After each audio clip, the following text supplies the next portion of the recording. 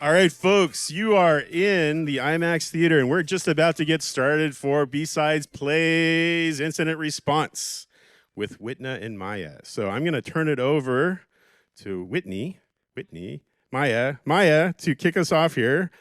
Take it away, Maya. First, a big round of applause for both Maya and Whitney.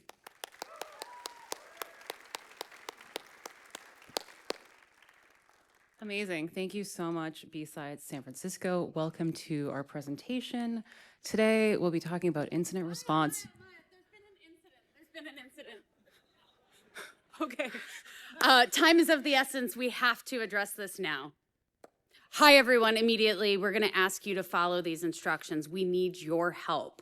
And although we're very excited, please remember this is a learning exercise. As CISA, RIP, would say, there is no hidden agenda and there are no trick questions. The resources and written materials provided are the basis for discussion. We will be using the emojis on Canva, and you can add comments, but don't put anything in there that you wouldn't want recorded. Be excellent, please, to your fellow attendees.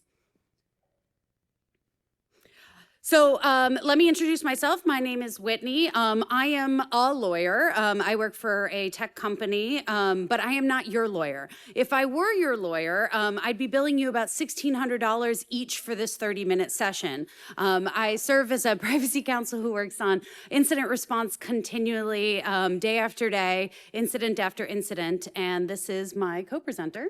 I'm Maya. I'm a product manager. I've had a background in security product management. Again, I'm not your product manager. I'm the founder of a new company called Oblique, which is an identity directory. So that's who we are, but who are you guys? Oh, you guys have forgotten? That's so silly. Okay, you're the TL of the sign-up flow, also the TL for growth at a company we all work at together. It's called Hyperfinance. It's a B2B public fintech company, so we sell financial services to other businesses. And because you work in growth, you love money. You just like money. All right. Shall we get started? Trick question.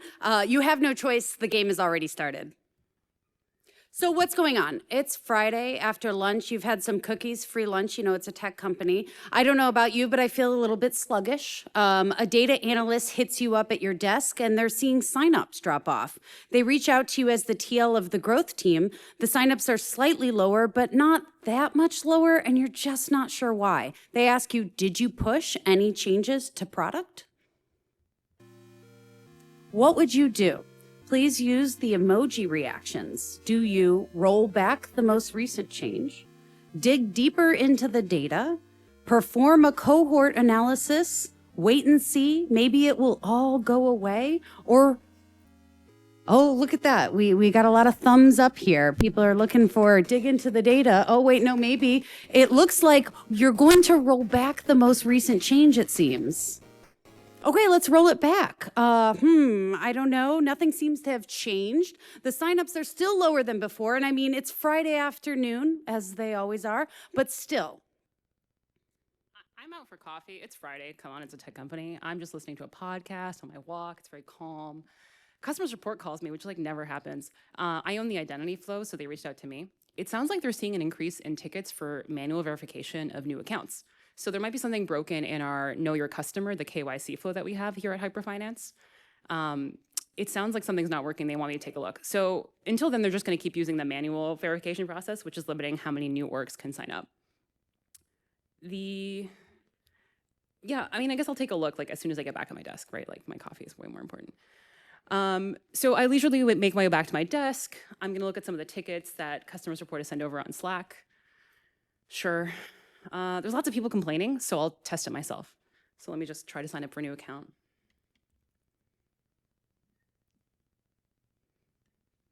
Oh, that's weird. I filled in my info and scanned my ID, but then I get an error, like the form won't submit. Let me try again. What is it actually scanning? That's weird. I scanned my ID, but then the scan that's shown on my application isn't mine. It says that my name is Eric Chang. My application doesn't work because the ID being submitted isn't mine. It's not my name and photo. What should you do? We really, really need to sign up new users to meet our revenue numbers. Don't forget that. So do you reach out to the vendor who provides the service, immediately shut down the service, and revert to only manual verification? But what about growth? reach out to your friend who's on the security team and let them know that you're seeing something weird. Let's see, I'm hearing a lot of, okay, so I do reach out to my friend on Slack who's on the security team, but they're actually at BSidesSF, so they're not online right now. Okay, immediately shutting down the service seems a bit aggressive, so I'm gonna reach out to the vendor. I email the vendor, and it's also the end of the day on Friday, so like most of my colleagues have gone home. It's still a bit weird, I'm still intrigued, so I'm gonna keep, give it a couple more hours of digging into logs. Good news, I get pinged on Slack. We heard back from the vendor. They emailed the billing address that we had. So they emailed the person who owns that service, who's on finance. So finance reached out to security, and then security reached out to me to you as the TL for the system. The vendor says that something's not been working on their end, and they're investigating. And by the way, our contract is up for renewal in 10 months. Security is asking if you know what might be going on or if you're affected. You explain the weirdness that you've been seeing and that we've been dealing with. Again, what do we do? Do you wait until Monday morning until you can talk to the services billing owner, email the vendor back, declare an incident, and if you haven't already, shut down the service? I'm seeing declare an incident or shut down the service. Which we're gonna do? It's an incident. We're gonna declare an incident. We have an incident. Everyone freak out. Amazing, amazing. Okay. Okay, so what did we learn so far? An incident is a disruption to a service that could result in the loss of confidentiality, availability, and integrity. This could look like a potential data loss, ransomware, or some other unexplained event. Anyone can declare it an incident. No worries, no harm. And we also learned that you should have a single place where you can report and declare incidents. And like just a single Slack channel is fine. Also train everyone in your organization on security incidents, not just the security team, so that other people know what to do when it happens. And set up a security @ email so that vendors can also contact your organization. Often the only contact they have is whoever actually bought the service. So we're gonna move on to level 2, investigation and containment. So we have an incident respond to. Okay, congratulations, you have all been upgraded to the incident commander role. The vendor is now in contact with us. They have reached out again. Here's what we know from the vendor. They were compromised. They confirmed what we saw. User data was being leaked from one user to another. They don't know when it started, they don't know how they were compromised, and they don't know when it will be fixed. It doesn't seem like they know a whole lot, except that our contract is up for renewal in 10 months. So you go to you try to report the bug yourself and see what the issue is. First of all, I'm annoyed. I already reported the bug. I don't know why you think as an engineer need to go report the bug too. Like, come on, I know how to use my own product. But anyways, we know what the issue is now. Multiple people have reported the bug, and the vendor has confirmed it's their fault. But we still don't know when it's going to get fixed. What do you do? Do you? Oh no, no music. Do you? Oh yeah, music. Do you loop in counsel? If you haven't yet, shut down the service, ask an eng on your team to go see what they can find in logs, email the vendor back asking when the issue is going to be fixed. I'm hearing people literally say all of the above out loud. Well, okay, I think we need a lawyer. And since we're here at BSides San Francisco, we all know what to do. If there's something wrong, you call Ann Fong. No, not that kind of lawyer. Hey, Whitney, you're privacy counsel here at HyperFanits. Can you help us? Of course, happy to help. I want to talk to you about this like really weird thing that we've been seeing. Sure, what's going on? Okay, so when somebody tries to sign up for the product and they scan their ID, they get somebody else's data, like Eric Chang's data. Oh no, have you called an incident? Oh yeah, I haven't, sorry, I forgot to tell you, there's an incident. Okay, so let's put this under attorney-client privilege. I want to be looped in on absolutely everything, and I'll be keeping a list of everyone who knows about this incident. Not only are we a public company, but it's an open trading window, and every new person who gets looped in must be approved by counsel. I'll be thinking about reporting obligations that are time-sensitive, thinking about how this might turn into litigation, and what documents might be turned over as a result of litigation.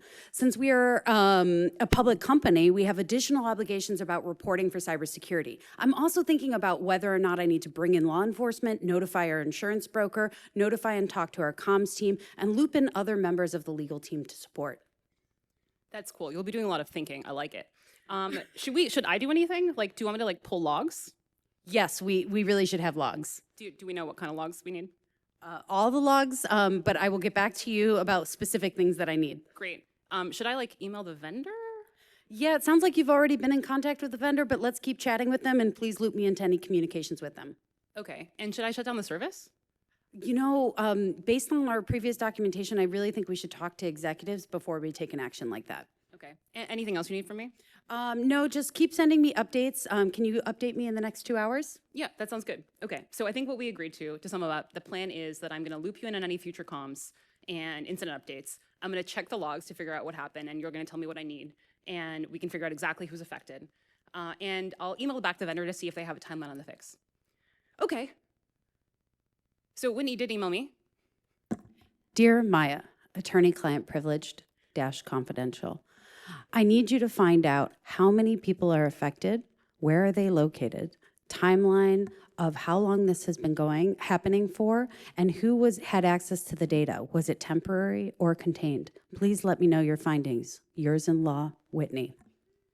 Amazing. We all know I'm just going to give that to an engineer. All right. So while we're pulling those logs and waiting on the email back from the vendor, I go catch up with you, the TL, the incident commander. So I'm in charge of incident comms now. And this incident is under attorney-client privilege. I'm just updating you on the fact that I talked to Whitney. You really think it's time to take the service down. So I reach out to Whitney to chat. Hey, Whitney, I think we need to shut down the service. But it's also the end of the quarter. I agree with you. I don't know who can make the decision to shut down the service. Let's ask our incident commander. So what do? Do you make the decision yourself? Make the decision in consultation with counsel. Reach out to your boss or set up a meeting with relevant execs and stakeholders to brief and make a decision. I don't know why you all like meetings so much. But it sounds like you want to make a decision with counsel. That sounds like a plan. Making decisions during an incident can vary from company to company, but there are best practices that no matter the culture you should be following, including making sure you have a rapid or racy model for roles and decision-making during an incident. Align on these before an incident happens so everyone knows who should be doing what by when. Trust your gut. If something doesn't seem right, speak up. Also, think about decisions that are easily reversible versus those that are not. For easily reversible decisions, bias towards moving quickly. Prepare your teams. Run tabletops at all levels of the company, hands on keyboard all the way up to board of directors. And finally, learn from incidents and tabletops and documentation that helps you respond next time. All right, so we shut down the service. And we all catch up with counsel. We discovered that about 20,000 customers received a copy of a driver's license or national ID from another individual. We're a global company here at Hyperfinance because we can make money everywhere around the world. But most of these issues are in the US. And the issue has been going on and off for probably weeks now. The vendor still hasn't fixed the issue. I really wonder what their contract says about this. But thank goodness you shut down the service. But the service shutdown hasn't been communicated to anyone. So customer support is reaching out and they're like, hey, we have like way more tickets. I don't know what you did. And the press knows that you're potentially affected because your company is listed on the vendor's website. And so they start reaching out. What do you do? Do you post something in the general Slack channel? Draft comms for your exec to send out to other execs? Write an update to a short list of looped in users that you want to update on the issue? Or just don't do anything. This is sensitive. Shh, keep it quiet.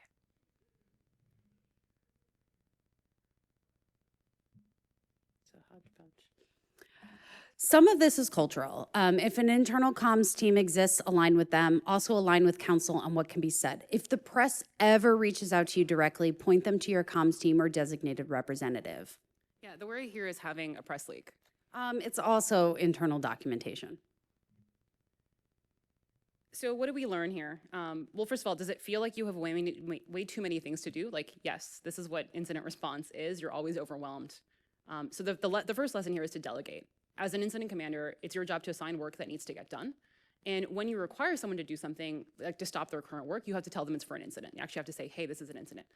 That doesn't mean that you have to tell someone what the incident is who's not read into what this is. Just that there is an incident and you're taking this engineer to go work on something. Be careful how you talk about attorney-client privileged or sensitive incidents internally at your company. In-person communications are the way to go. Don't use words like breach unless the council instructs you to do so. Breach is a legal determination. When in doubt, talk live. Make sure you know how to actually reach important members of your team, get their cell numbers, establish call trees. Be aware of the impact of knowledge internally on employees, specifically as it relates to material information about the company. Again, I mentioned it was an open trading window and you're a public company. You may no longer be allowed to trade. Could it be insider trading? Are you in an open trading window? Other issues, litigation concerns, etc. Council will be thinking about so many various legal obligations that are time sensitive and how this might turn into litigation. The goal here is for them to protect you and the company. If you're worried about the public narrative around the incident, just know that Council is worried about how companies are defined in their response. Set up regular stakeholder comms, provide updates like daily stand-ups or comms. You can always cancel a meeting if scheduled. Make sure you provide updates to execs and stakeholders. Establish a communication cadence and stick to it. Reliable communications establish trust and help prevent micromanagement and fear, uncertainty, and doubt. Always communicate when the next communication is coming. But our work here isn't done. We've shut down the service, but we now have to recover from this issue. So nobody new is going to be affected given this service was shut down, but it's costing us money to have it shut down, right? Nobody else will be able to sign up for the product, #growth. No. So we need a fix. And again, the vendor still hasn't told us when the fix is coming. Come on, vendor. What do? Do you reread your vendor contract to see what you can do? Look into alternative vendors? Look into building your own solution, or wait for the vendor to do something? I'm seeing a mix of alternative vendors and read our contract, I think, are the most popular. Cool. Well, it doesn't really matter. Good news, the vendor emerges from the gutter and announces that they have a fix already. Finally, so we're good to go here. We have to deploy the fix as soon as we can. We're gonna do it right away. Okay, you ready? 3, 2, 1, take off. Oh, it's deployed. Good. Great. You know what we haven't done? We haven't told our users. So what, if anything, what are you going to do? What are we going to tell our users, if anything? Do you tell them nothing? Do you confer with counsel on legal obligations? Do you, even if not legally required, just say something anyways? Well, you're mostly saying the last two. And since Whitney's here, I'll just ask her, Whitney, which we do? Yeah, so as your counsel, but not your actual counsel, communicate, especially when customers already know about the incident or the incident is public. Your legal obligations are only the first decision point. And even if not legally required, you should ask yourself if your customer would benefit from clear, transparent, and apologetic communications. Even if not legally required, work with counsel and a great comms expert, and they can help you land this correctly. Nice. So we did what Whitney says. We communicate this to our users, and that wasn't so hard, was it? I mean, other than the entire incident response. So what did we learn from remediation? First, consider planning what's I've heard called cyber resiliency, which is what happens if one of your vendors, one of the vendors that you depend on is compromised or down. What's your backup plan? You can't necessarily have this for every single vendor in your environment, but know what you're going to do in that situation. In this case, we were still able to do manual verifications and onboard people much more slowly, but it wasn't an ideal situation. So again, it might be a theme you've heard before, but loop in counsel, they are going to think about the regulations that we have to comply with, including notification to regulators, any data protection authorities, materiality analysis to file with the SEC if you're a public company in the United States. They'll think about the customers, right? Are the customers seeing or thinking something weird? How should we be thinking about this with a comms team? Should the comms be reactive, proactive? And what does communication with law enforcement ultimately look like if needed? In this case, it looks like a weird bug from the vendor. I don't think we need to sic the FBI on our vendor. But we're still not done. We still have to do a post-mortem. That's one of the most important parts of doing incident response. So now, what went well and what went poorly, you can use the comments in the app. Again, don't put anything on here that you wouldn't actually want at BSidesSF. Please be nice while I figure out how to display them.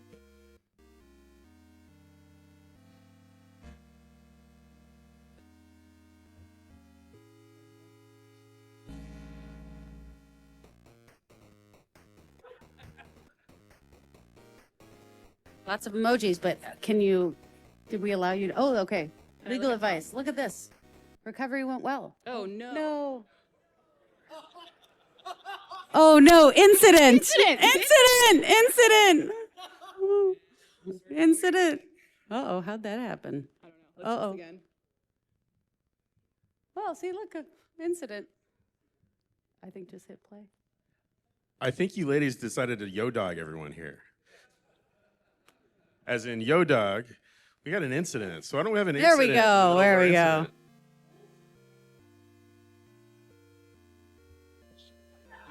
Short the stock. I love the advice. Chat, we're cooked. Okay. Cool. Love it. Love it. Well, now I lost my presenter mode. Okay, we're going to just move forward. See what happens. This is you.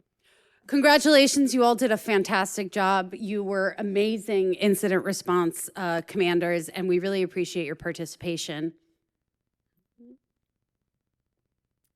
Some of the takeaways from our incident response today are a little game. The first one is be vigilant, right? Anyone can report an incident.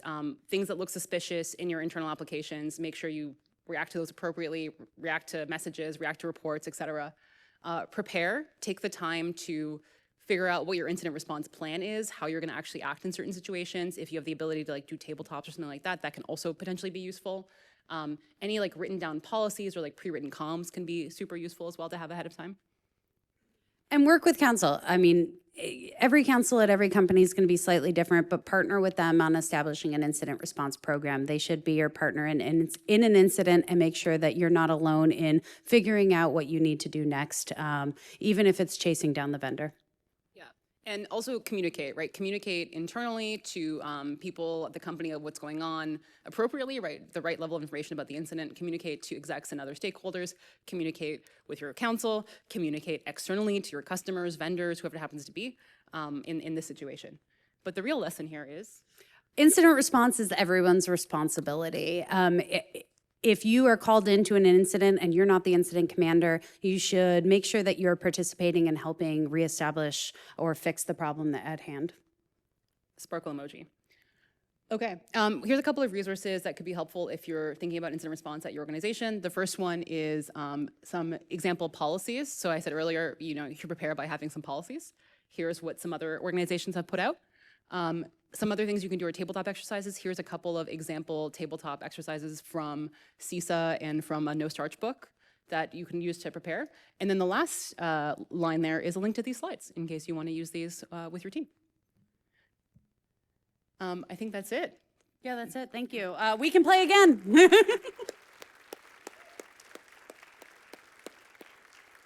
And then I believe the Slido is what's being used for questions, so I will kill this. The Slido is being used for questions, although we have no questions in the Slido. I think everyone has just been blown away by what an amazing exercise we've gone through. So first of all, once again, a round of applause for our presenters, Whitney and Maya. Thank you guys so much. I will say we do have a little time. We'll say one burning question from the audience. I see a hand up with the scarf. So he says someone else is there first. I can't see you, you're in the light. Please speak clearly and loudly. All right, it's you with the scarf, you're up.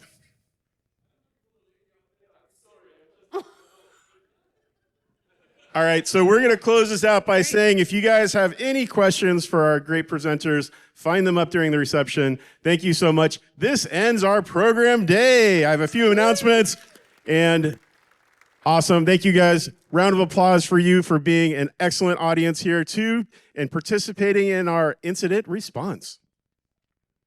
All right, so since we are the last talk of the day, I definitely want to tell you we have a happy hour starting at 5:30. So you get a little time to check a bag, visit a vendor booth, go get things stamped for tomorrow. After the happy hour, there's a party this evening, also sponsored by Wiz, that starts at 6:30. There'll be hors d'oeuvres, not a full and hearty dinner, but there will also be food and drinks at that. Tomorrow, we are back at 10 a.m. with a keynote from the amazing Whitney Merrill, and you definitely want to see her. Finally, we need to all be out of this theater by very soon here, 5:30. So that means everybody, You don't have to stay here. You can't stay here. You don't have to go home, but you can't stay here. I fumbled that one. With that, this ends our program day. Thank you so much, everyone. I've been John D., your MC and ringmaster. Enjoy the rest of B-Sides.